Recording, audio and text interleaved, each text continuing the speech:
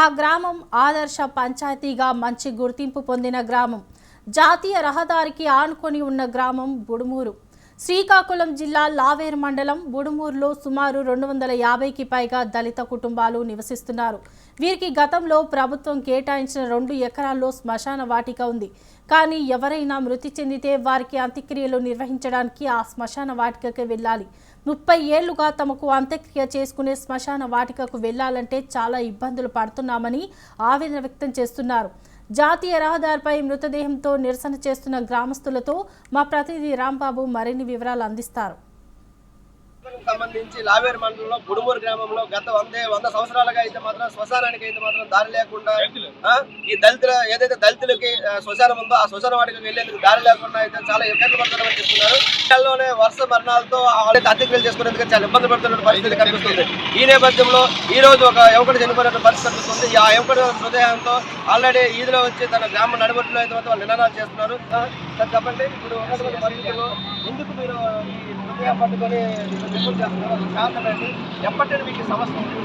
గడిచిన 100 సంవత్సరాల క్రితం ఇక్కడ ఊరు ఏర్పడ్డది మాకు తెలిసి.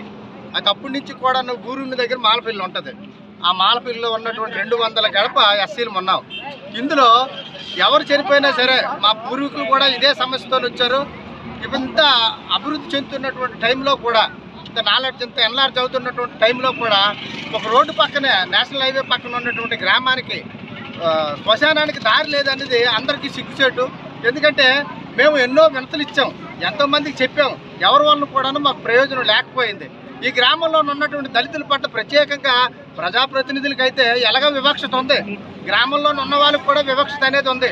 ఏమిటో వివక్షత అంటే గ్రామంలో ఇతర కులస్తులు ఎవరు చనిపోయినా సరే అందరూ పరామర్శించడానికి వెళ్ళారు. మరి మేము ఎందుకు అంటరాని వారుగా ఈ గ్రామంలో ఉన్నామో మాకైతే తెలియదు. కానీ మా ఇంటికి ఎవరు రారు, మేమైతే వాళ్ళ ఇంటికి వెళ్ళాలా.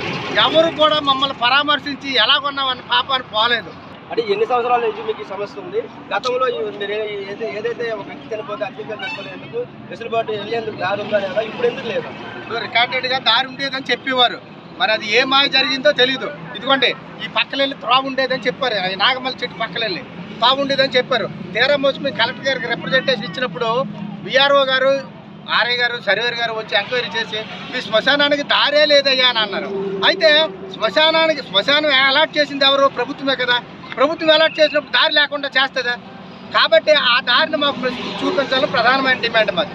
మీరు చెప్తున్నటువంటి 50 సంవత్సరాల నుంచి మీరు ఎలా దీని మీద ఇంతవరకు ఎవరు స్పందించలేదా? కులాల నుంచి స్పందించలేదని చెప్పాలండి.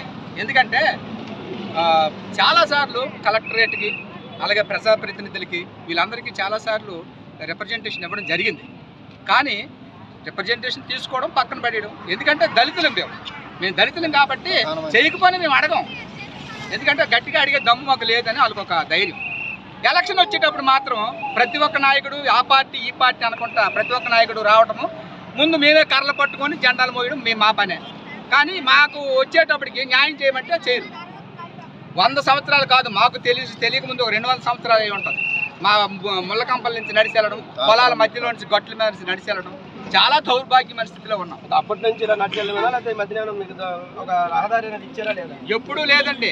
అసలు రహదారి అనేదే మాకు లేదు. ఉన్న రహదారినే కప్పేశారు. ఉన్న రహదారిని కప్పేసి దారే కాదని చెప్తున్నారు. మరి ప్రభుత్వం దారే కాదన్నప్పుడు మాకేదో ఒక దారి చూపించాలి కదా. మా పూర్వీకులు ఎలాగెళ్ళారో అది దారి కాదు అనేసారు మధ్య రకాన్ని. మరి అది దారి కాదు సరే మేము ఒప్పుకుంటాం. ప్రభుత్వాలు మాకు దారి ఏదో చూపించాలి కదా. ఆక్రమణ గురయ్యి మాకు దారి లేదని చెప్పారు.